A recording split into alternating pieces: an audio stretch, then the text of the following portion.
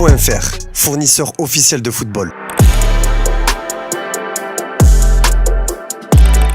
Salut les amis, on se retrouve pour un nouveau JT Foot Mercato. On commence avec Ronaldo le Brésilien, légendaire numéro 9, mais aussi président actuel de Valladolid. Le club espagnol, actuellement en Liga, aussi entre la première et la deuxième division espagnole. Cette expérience à la tête des Pucelanos devrait bientôt prendre fin. En effet, l'ancien bourreau des surfaces a expliqué qu'il allait vendre ses parts du club espagnol pour se consacrer à un projet plus énorme avec le Brésil. Depuis quelques semaines, l'ancien attaquant entretient la volonté de devenir le futur président de la Fédération brésilienne de football. Une fois délesté du poids du club ibérique, la légende Rui Verde pourra se consacrer pleinement à sa campagne pour la présidence de la Fédération brésilienne de football. Une campagne qu'il a officialisée ce mardi. L'écoute des anciens joueurs sera importante dans mon plan de gestion pour ramener les légendes du football brésilien au rang de protagonistes. Mon objectif est de faire de la fédération l'entreprise la plus appréciée au Brésil. J'ai des centaines de motivations, mais la plus grande est de faire revenir le football brésilien avec respect au niveau mondial. Ce qui m'arrive le plus dans la rue, ce sont les gens qui s'arrêtent et me demandent de reprendre le jeu, car la situation de la Seleção n'est pas meilleure en ce moment, sur le terrain comme en dehors, a expliqué la légende du football aux médias brésiliens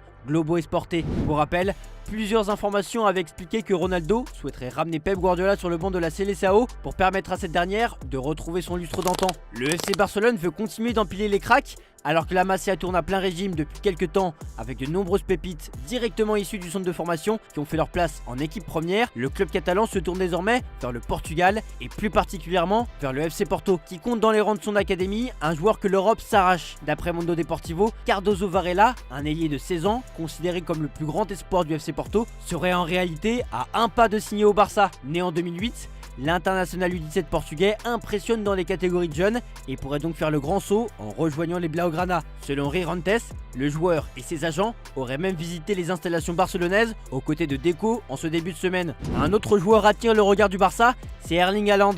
Cette saison, Manchester City connaît de nombreuses difficultés. Pep Guardiola doit composer avec les nombreuses blessures. Mais il peut malgré tout compter sur Erling Haaland, auteur de 18 buts en 22 apparitions, toutes compétitions confondues. Et ses prestations ne sont pas passées inaperçues en Espagne, où le FC Barcelone le suit toujours. Hier soir, l'émission El Chiringuito a révélé que les pensionnaires du Camp Nou se lanceront à l'assaut du Norvégien lors du prochain mercato d'été. Ils ont pris la décision de le recruter d'ici à l'été prochain, voire l'année suivante. Une décision qui a été validée en interne. Pour y parvenir, ils comptent sur les très bonnes relations entre le président Joan Laporta et la représentante du joueur, Rafaela Pimienta. On reste du côté du Barça pour évoquer le cas de Dani Olmo, recrue phare du dernier mercato pour 60 millions d'euros. Il est confronté à une situation délicate au FC Barcelone. En raison des restrictions financières imposées par la Liga, son contrat de 6 ans n'a été enregistré que temporairement jusqu'au 31 décembre 2024. Passé cette date, sans nouvelles ressources financières, il ne pourra plus jouer pour le Barça, ni en Liga, ni en Coupe, ni en Ligue des Champions.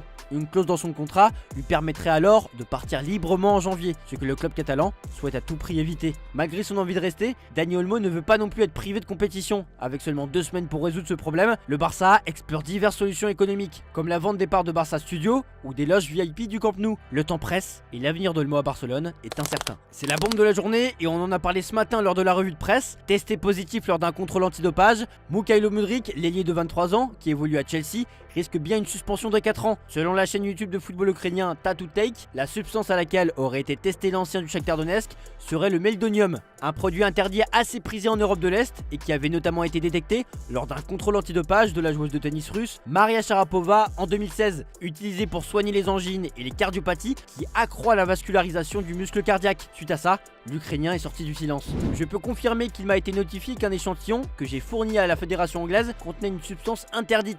C'est un choc total, car je n'ai jamais utilisé sciemment de substance interdite, ni enfreint de règles, et je travaille en étroite collaboration avec mon équipe pour déterminer comment cela a pu se produire. Je sais que je n'ai rien fait de mal et je garde l'espoir de revenir bientôt sur le terrain. Je ne peux pas en dire plus maintenant en raison de la confidentialité du processus, mais je le ferai dès que possible, a lâché l'attaquant. Chelsea y est allé de son communiqué pour réagir à cette info. Mykhailo a confirmé catégoriquement qu'il n'a jamais sciemment utilisé de substance interdite. Mykhailo et le club vont désormais travailler avec les autorités compétentes pour établir ce qui a causé le résultat anormal. Le club ne fera aucun autre commentaire. Paulo Dybala pourrait quitter l'AS Roma cet hiver. Un an avant la fin de son contrat, l'agent de l'Argentin Carlos Nobel a été vu à Istanbul en discussion avec Galatasaray après avoir assisté à la victoire du club turc contre Trabzonspor. Le salaire de Dybala, fixé à 16 millions d'euros bruts cette saison, doublerait à plus de 30 millions d'euros si une clause automatique de renouvellement s'active, déclenchée après 8 apparitions supplémentaires de 45 minutes. Galatasaray intéressé vise à négocier un transfert inférieur à la clause libératoire de 12 millions d'euros pour éviter ses coûts. La presse italienne et turque confirme que des négociations sont en cours, notamment pour remplacer Mauro Icardi, blessé pour la saison. La Super League fait son retour sous une nouvelle forme et un nouveau nom, l'Unify League. Après l'échec de 2021, le projet renaît grâce à l'association entre le Real Madrid, le FC Barcelone et l'agence A22 Sports Management. Contrairement au format initial, il n'y aura plus de club permanent, mais une qualification annuelle pour 4 ligues, Star, Gold, Blue et Union, rassemblant 96 équipes au total. La compétition sera gratuite avec des options payantes pour du contenu sans publicité. Le vainqueur disputera jusqu'à 18 matchs avec une phase finale comprenant quart et demi-finale. L'UEFA, malgré l'accord de la justice européenne, reste à convaincre pour valider ce projet ambitieux qui défie la Ligue des Champions. Dans l'actualité en France désormais, dimanche soir, RMC Sport a réalisé un gros coup en s'offrant une interview de Neymar. Le Brésilien, qui joue désormais à Al Hilal, a profité de ce micro tendu du média français pour régler ses comptes avec le Paris Saint-Germain. Les propos qu'il a tenus ont fait bondir Christophe Dugarry. C'est peut-être un des 3 plus grands joueurs en qualité intrinsèque. Après, si le mec n'a jamais été Ballon d'Or, c'est qu'il y a des raisons. Je rêverais qu'il y ait un joueur du PSG qui parte et qui dise merci au PSG. Les mecs ont été payés des sommes astronomiques, ils ont joué dans des stades pleins, des conditions exceptionnelles pour jouer au foot. On te porte tout, tu ne fais rien. Il était dans les meilleures conditions possibles et imaginables. Il n'aurait pas pu dire une fois, j'aurais pu faire mieux. Je ne l'entends jamais, ça me saoule. Je ne vais pas te dire que le PSG a tout bien fait, mais est-ce que ce n'est pas possible de dire une fois, j'ai travaillé dans des conditions exceptionnelles, j'ai eu un salaire incroyable, j'ai eu la chance de jouer avec des partenaires stratosphériques. Si Neymar n'a pas été Ballon d'Or avec les qualités qu'il a, tu peux t'en prendre qu'à toi. Ce n'est pas la faute des imbéciles qui sont venus te voir à la fin. Est-ce qu'il ne peut pas se dire qu'il n'a pas tout fait? Dans la famille Zidane, on demande Théo.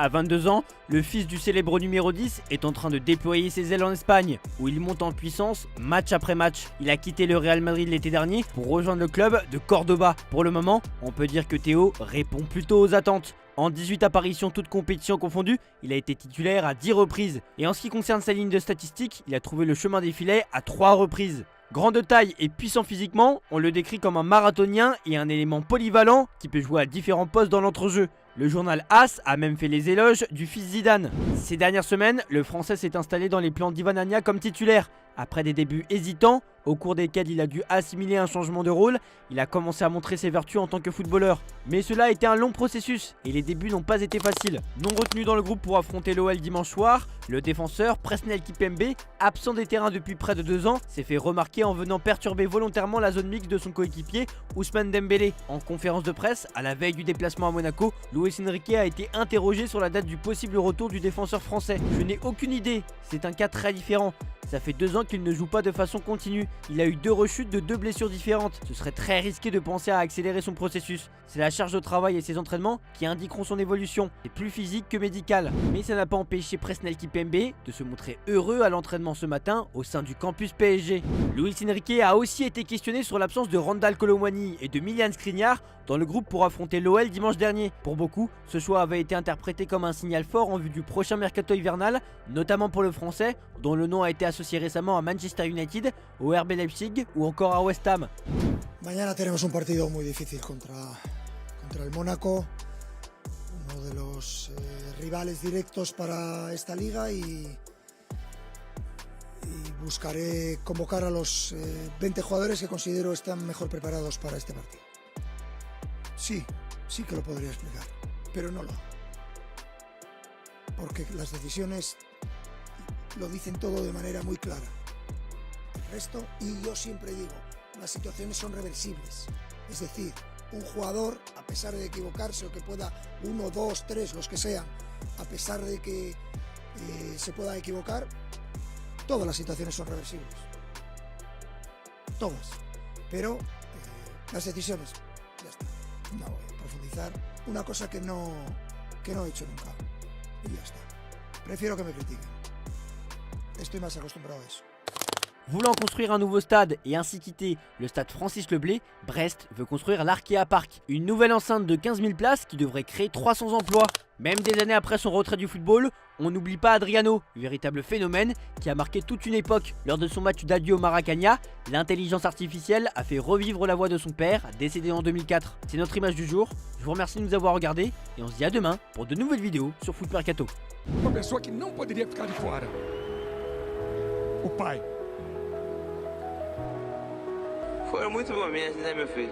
Sempre te falei, ó, não desiste. Você pode mais, você consegue. E olha no que deu. Essa festa linda. Tudo pra você, Xará.